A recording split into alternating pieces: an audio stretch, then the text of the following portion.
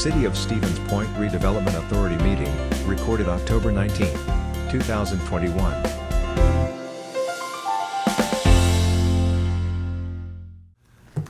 All right, it's 3 p.m. October 19th. I will call the Redevelopment Authority to order. Roll call. Schleiss. Here. Gardner. Here. Kneebone. Here. Cooper. Here. Hameter. Here. Laddick. Here. Barrett. Here. We have a quorum. We have a quorum. Number 2, persons who wish to address the board on a specific agenda item other than a public hearing must register their request at this time. Those who wish to address the board during a public hearing are not required to identify themselves until the public hearing is declared open by the chairperson. We do not have any public hearings. Do we have anybody registered? The only person who may want to speak on the closed session item is Brian Cummins from Great Northern Distilling. Okay, that's, And he's Brian? he's Brian's on the okay. on Zoom. Mark Cordes from the Community Development Office. All righty, now I see him. Thank you. Number 3, we have nothing on. Then number 1 on the agenda, approval of the meeting minutes of August 3rd, 2021. I move that we accept the minutes and place them on file. Second. Second by Dave. Any discussion? All in favor, aye? Aye. Aye. Opposed? Motion carries. Approval of financial reports from June 2021 and July 2021. Director? Nothing to report. Fairly straightforward. I would move approval of the financial reports as presented. There's a second. Gene, second. Any discussion? All in favor, aye? Aye. Aye. Opposed? Motion carries. Number 3, request from Wildcard for a possible easement or sale of property adjacent to the 1136 and 1140 Main Street. Director? Wildcard, which is the parent company of Penguin Properties and the Opera House, is requesting either the extension of their lease or their license area or sale of the area behind both 1136 and the Fox Theater, so the former Bookworld and the former Fox Theater. They have provided 3 options that they would like to pursue, either for sale or for extending that licensing area, and those are included. Starting on page 21, 22, and 23 of your agenda packet. On page 20, you have the existing occupancy license agreement area behind 1136 Main Street, which is the Book World building. Part of this is as part of the redevelopment of the Fox Theater to the Opera House. We had required Wildcard to relocate the green space that was behind the Children's Museum because they had wanted to utilize that as part of their operations. We required that they move that closer to the Strongs Avenue right-of-way, right behind the building that's next to the Transit Center. Dave, I don't know whatever you refer to that building as now. There's a tattoo parlor in there, and I think the Yeah, there's the Portage Energy Services and an law office. right, and that's the 1152 Main Street is part of that. So essentially, staff has reviewed the request. And we've talked to the applicant who just came in, so Greg and Aaron are here as well, could answer any questions that the authority may have. But we're interested in extending the license area. I don't think the redevelopment authority should consider selling the property. There's a lot to untangle there. There's a number of easements. There's a number of existing occupancy licensing for GOOS as well. And so just for the sake of not getting into the conundrum of trying to pull apart everything as part of a land sale, I think staff's recommendation would be to pursue this option only as an extension of the licensing area. Part of the reason that they're interested in doing this is just for the ability to maintain the roadway that goes north-south from the parking lot to the back of the Book World and Goose building. Snow plowing, maintaining that green space that they relocated as part of the Fox Theater deal. And of course, anytime we can get a private party to do maintenance of city property, I think it's worthwhile to explore. So again, that's the Wildcard is here to answer any questions you folks might have, but would be looking for any type of recommendation and giving staff some direction as we move forward, either amend the license agreement or sell the property. What's the length of the extension you're looking at? So again, on page 21, there's the three options. So you could extend, option one would just extend the existing license area another 25 feet. License two would be that entire length of the access road. And option three would be the access road plus the area immediately behind Goose and that green space that they relocated the garden or whatever, the green space that was behind the children's theater to. I'm okay with option three, provided we can work out a deal with Goose on their occupancy agreement, and that would be subject to that approval. Commissioners, your thoughts? Mr. Chairman, that was my question. Has Gulen been contacted, and what's his position on this? And does it affect his outdoor seating area and access to the outdoor seating area? For egress, actually, from the outdoor seating area. So the licensing agreement that we have with Goose would still be in place. Again, it would just be making sure that, even if we could dissolve the agreement with GU and have a joint agreement between GU and Wildcard's facilities, I think that'd be the best option. So I believe that you've been in conversation with Goose, and you can probably speak to that more than I could.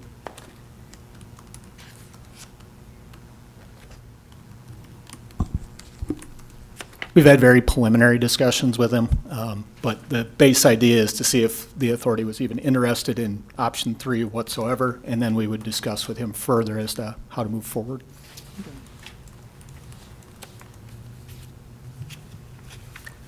Other questions?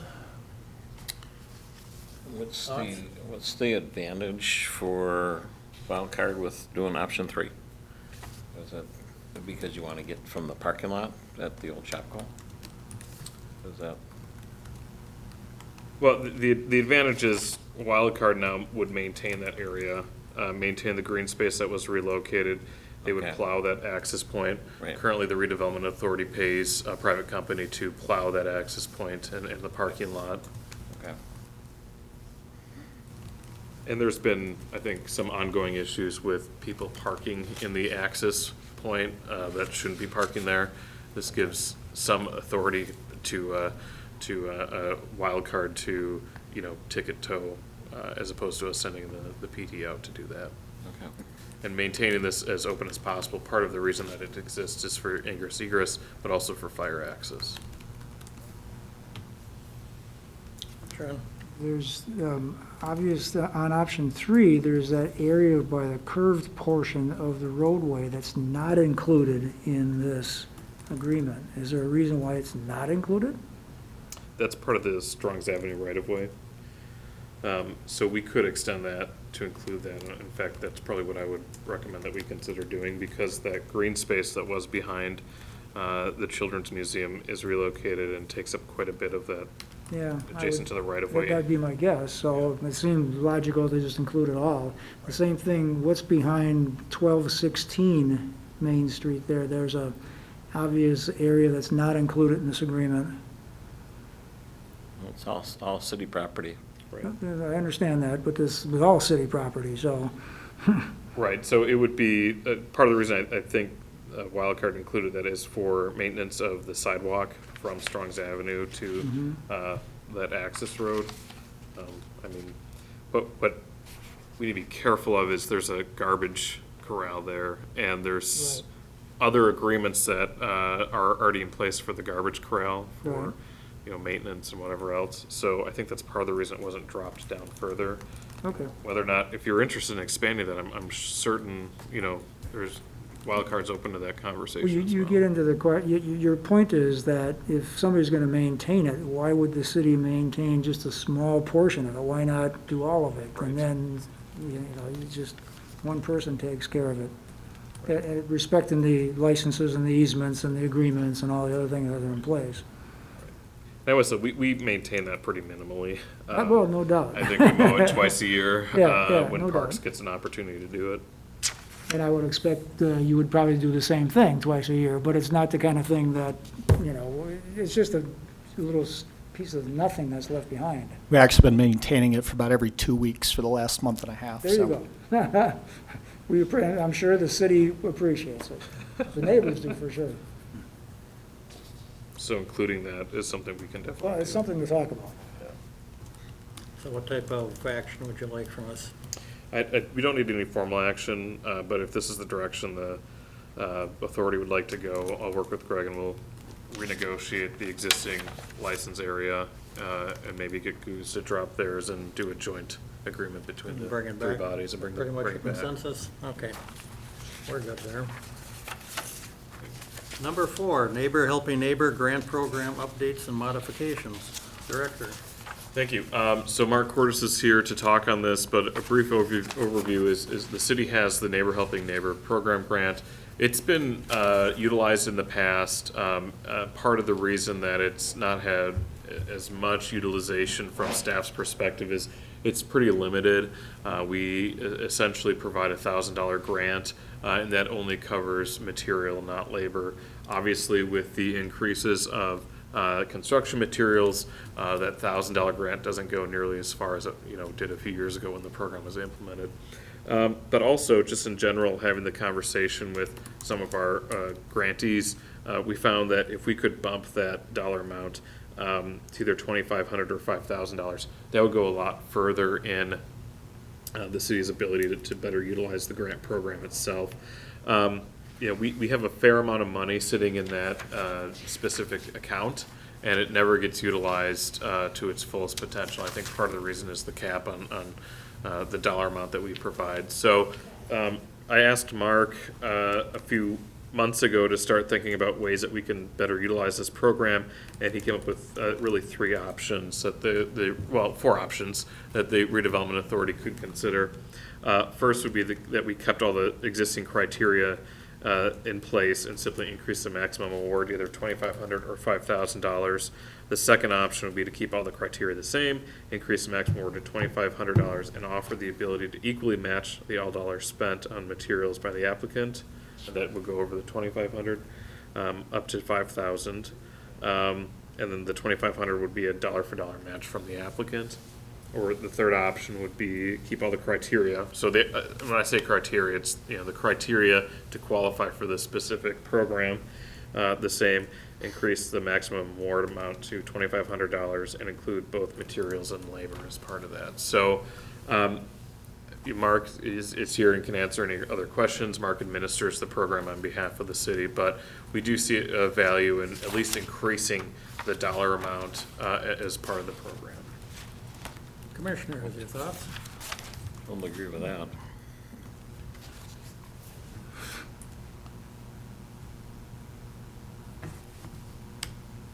Mr. Chairman, the question about if this program is not being utilized very much, is there other programs that are underfunded that this money could be shifted to those programs? The one I'm specifically thinking of is housing rehab, and I'm not sure if that program is very active, and I'm not sure if there's a lot of demand for it. Yeah, part of the reason is the grants that we have this is really one of the only grants that we have in place for Right. homeowners. I think there's merit in having a further conversation about other grant opportunities that we could have for homeowners in the city. But we've budgeted, I want to say it was $30,000 for 2021 in the Neighbor Helping Neighbor program, and we've utilized maybe $3,000 or $4,000 of it as part of it. We've got $100,000 in a rental conversion program that we actually don't even have in place. We've got a fair amount of money kind of built up here through the Housing Trust Fund and others that we should really start working and getting out into the public, and this is one of those ways to do that. What's the amount in this program right now? Approximate? We budget 30,000. This year we've done a few grants, maybe 3 or 4 grants. So you've still got 27,000. But how much is in the pot overall? The total pot from the Housing Trust Fund?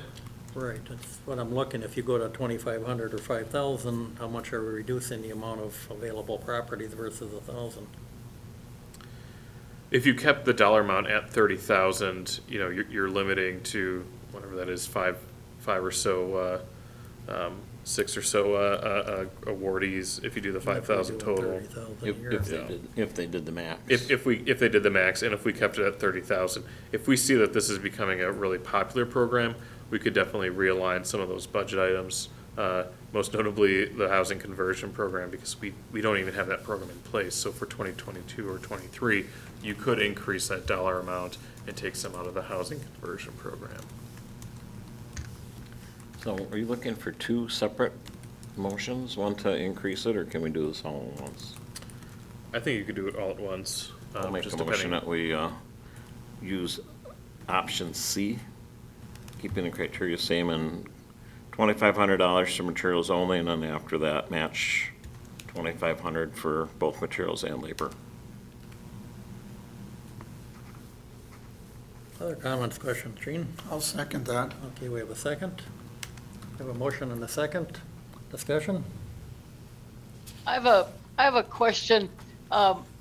Probably Mark would be the better one to address it. How much need is out there? I mean, and how are we advertising the program? Is it a lack of advertising, or if there's a lack of need, maybe we do think about shifting some of the money over, but if the need is there, then maybe we're not advertising it enough? So, thanks. Yeah, Mary, to answer your question, it's on the city's website. We have a neighborhood improvement page, and then through organizations like HPP, actually that's where we have we've got our initial applicants, and there's a number of people that sit on that committee and on that board, and are in various organizations throughout the community. This is only for low to moderate income people in the city. So the feedback I've gotten has been twofold. Number one, the dollar amount isn't quite high enough for a lot of projects, especially if you're looking at like a roofing project, siding project, things like that. And number two was people that are either handicapped or elderly. Labor was not covered under this. Initially, when we set this up, it was just designed to be a small pot of money to help people kind of get over the hump to do small exterior projects. And it has helped, again, 3 to 4 people a year do that. But the feedback we've gotten is a dollar amount isn't enough and it doesn't match labor. So by going with option C, which is what recommended, I think that would fill a need. Are we going to have 20 applicants a year? I don't think so, but a lot of people don't qualify at the front end of this being low to moderate income. But again, the people that have applied that just have decided to either wait or go a different direction, it's mainly been because of the dollar amount and labor wasn't covered. So I think you're going to, I'm just going to guess, probably double the number of applicants you're going to have in this program every year. So you're going to go from 3 to 4 to maybe 6 to 8 a year, which I think is the goal. In another option, I'm going to jump in here. Did some things on this before, on some advertising, and I don't know if that brought them any more interest, but. There was something on the radio or in a newspaper, and we did get, anytime that goes out, we always get kind of a flurry of people inquiring. Some of those people are just inquiring because they hear free money and they don't meet any of the qualifying standards. So there's always fleshing that out, but yes, and obviously after we change these criteria, we do a kind of a push out to their. Alrighty, other comments? I would say that because we work with the CDBG fund at CAP Services, this would be an opportunity to maybe partner on, if there was a project where they needed some more funding and they were income qualified and they met the qualifications for the CDBG program or some of the other funding that we have available, we'd love to partner on that and spread the cost out. Yeah, and there is no restriction on our grant, and I think the funding you're talking about has the same income restrictions, so they could actually piggyback the two grants. There is no restriction that they couldn't use a portion of this and a portion of some under either loan or grant funding. Right. But is that property owners on the other program on CAP, or, because this is restricted to property owners, correct? Residents, owner occupied residents of the city. Okay. Again, ours would be the same. And you have the same low to moderate income. We use the same federal guidelines for Portage County for low to moderate income, I believe, that you use. 80% CMI is our standard. Okay. Yep. Other questions, comments? If not, the director will take the roll.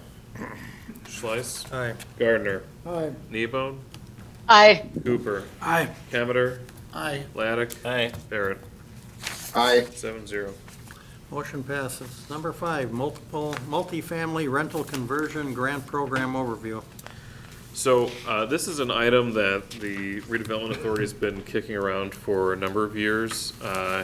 And again, as we dove into the city's budgeting season, recognizing that we had budgeted about $100,000 for this, and in 2021 had no one take advantage of it. Although we did have a number of inquiries from potential users of the grant program, and just realizing that we didn't actually have a grant program in place. We had the outline of a grant, but we never formally adopted it, and that's why this is back in front of the Redevelopment Authority. So obviously, the goal is to convert some of the city's more or less older student housing stock that is maybe beyond its useful life for student and boarding house, but providing up to a $35,000 grant to eligible folks who convert it into a single-family residential building, provided that it's historically been utilized as a single-family dwelling. There's a number of items in this grant program. Again, Mr. Cordes is here. He's been really the one driving this grant program itself, but I would defer to him with any questions that the authority may have on the possible grant program. Commissioners, comments, questions?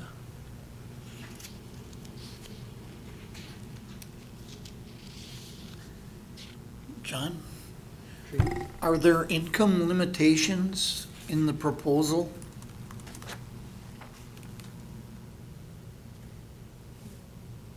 No. No? No. So, and that's one thing is, unlike the Neighbor Helping Neighbor grant program, we don't want to deter folks who may, be used to flipping properties or have the experience in taking boarding houses and converting them back to single family, from applying for the program. Ultimately, what we're trying to do is just breathe new life into some of these older homes that really fill the core of the city, especially around the university. And I will say this is becoming more popular because of, new student housing that's gone up on the north side, even the student housing that's adjacent to Maria Drive south of the reserve student housing. You're seeing a major shift in the off-campus living culture, where instead of living with 10 or 12 fraternity or sorority sisters, you'd rather live with, 1 or 2 close friends. And you can even ask our landlord association. They're having a really hard time filling the larger boarding houses with tenants. Other questions, comments? No real action you're asking for here, right? Nope, just provide any comments or questions you might have. I think we'll bring back a formal actionable item at the next redevelopment authority meeting. Sounds good. Moving right along, discussion and possible action on the next steps for 1700 Strongs Avenue. Director. So this has been a topic of conversation with the Redevelopment Authority the last few months.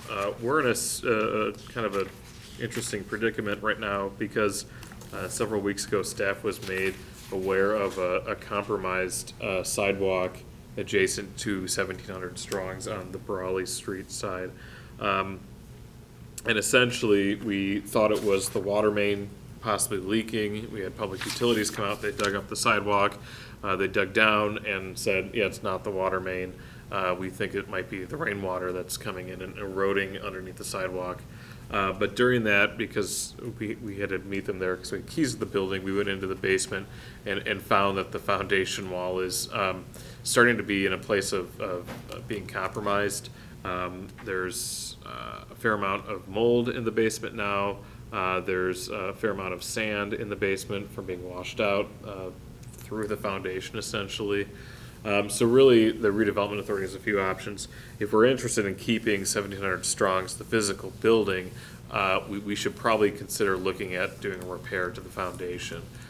If we're interested in raising the structure and redeveloping both, well, not both properties, but the church and the parking lot, we should take the structure down. That's gonna cost us about $25,000. We haven't had asbestos testing done.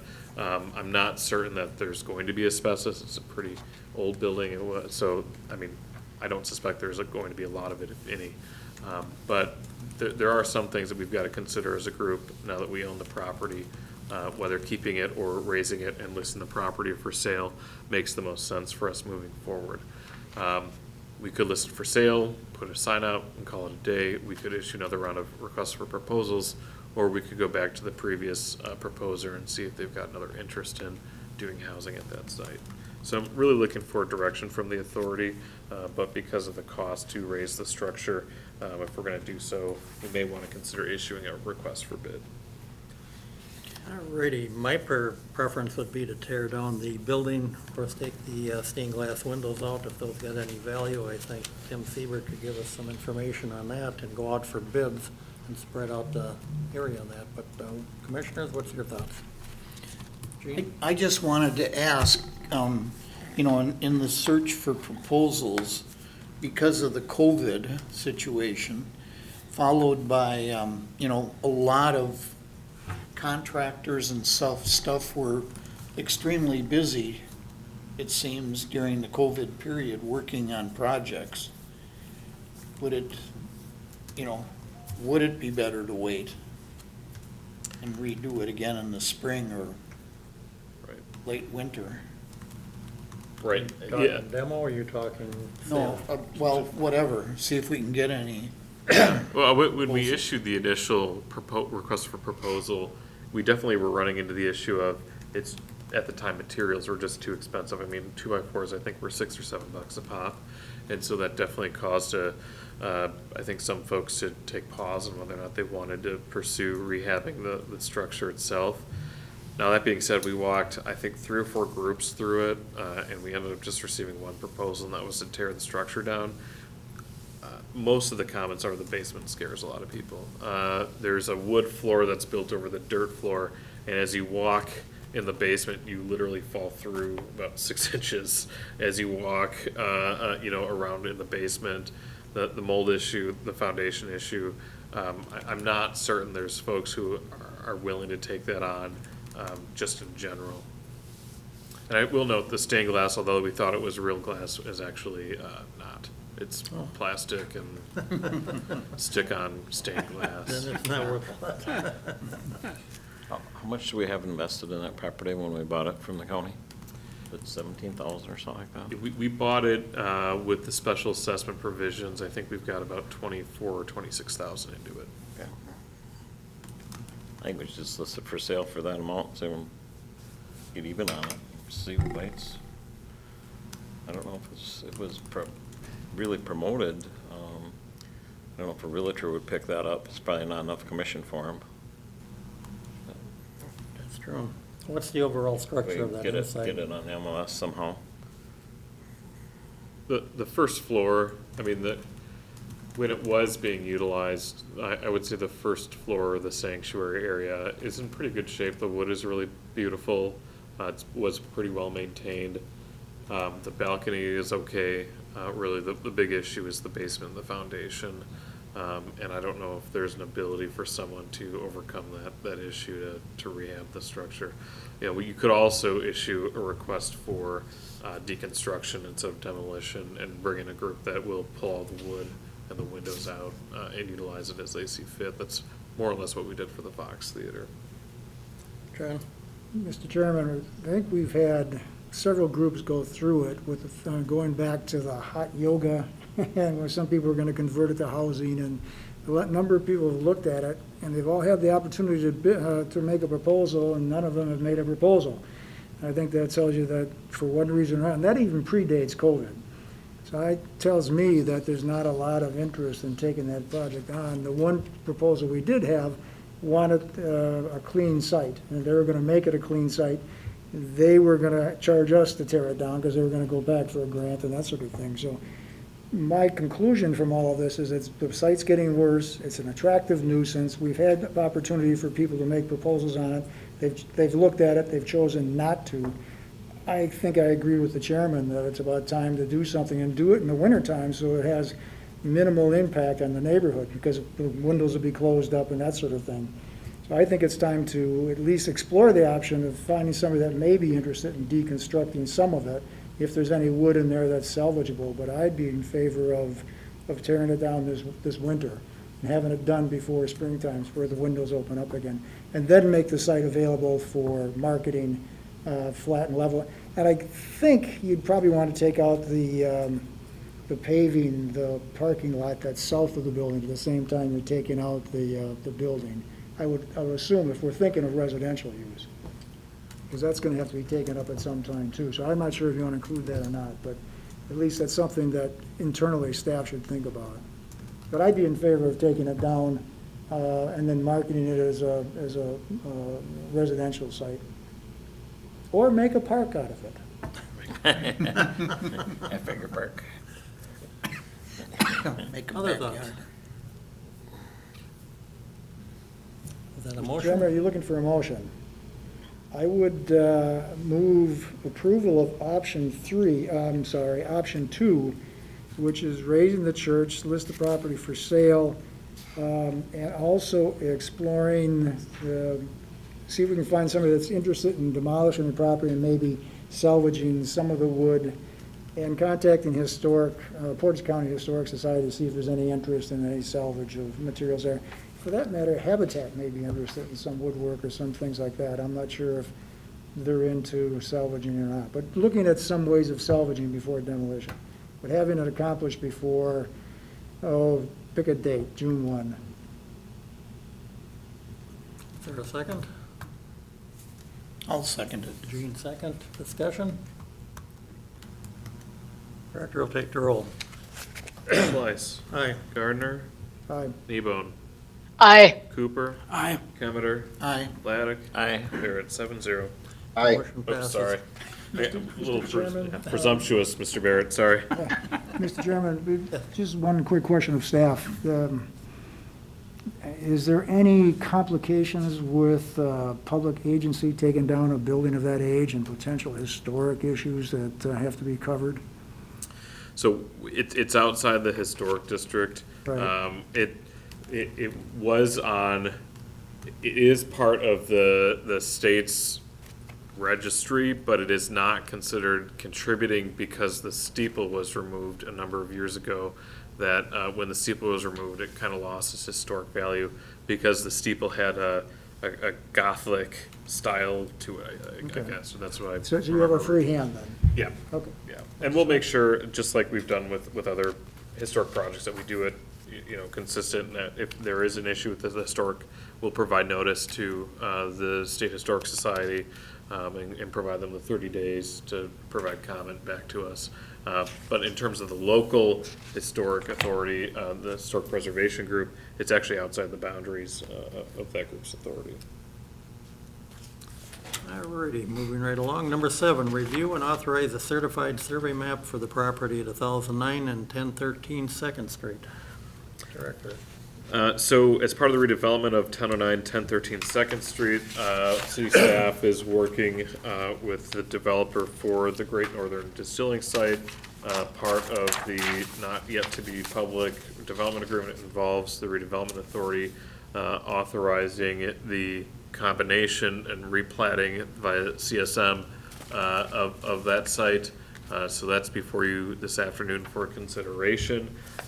If you look, you can see what exists on page 33. That's the current layout of the site, where you've got essentially 3 lots. This would be north of the alleyway between 3rd and 2nd Street. I understand not everybody's an urban planner or a surveyor, and so these documents get really confusing.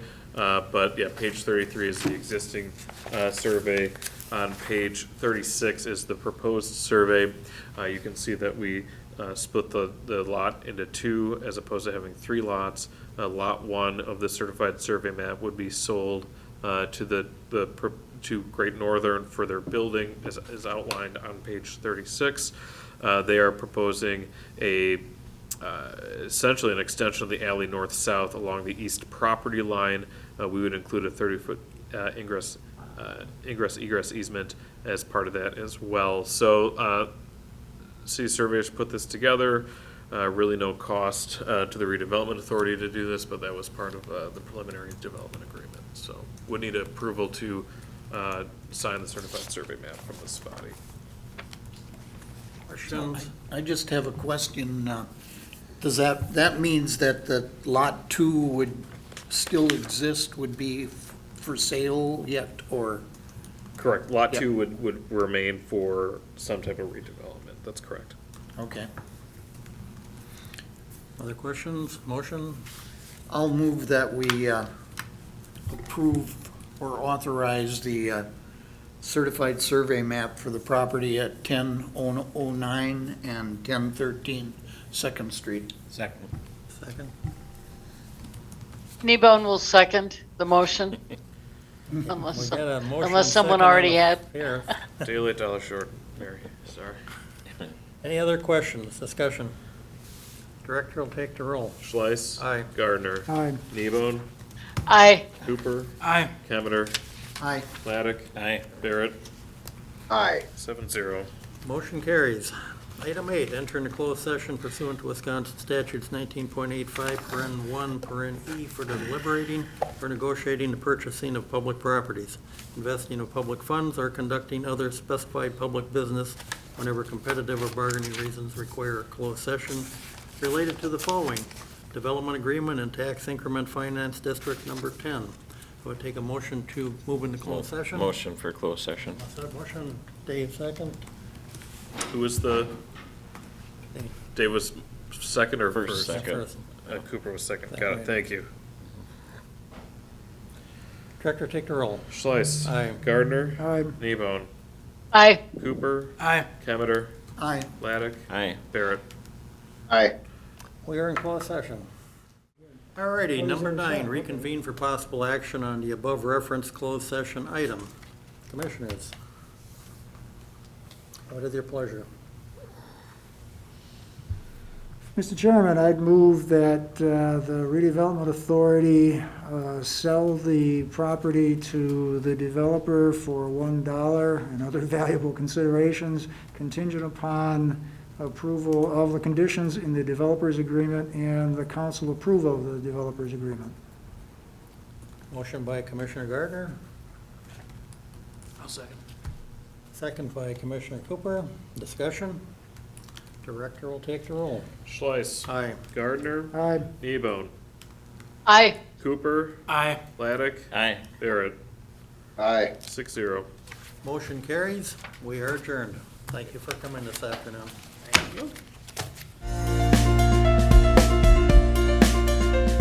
A video of this meeting is available for viewing on the city's website, stevenspoint.com/videos.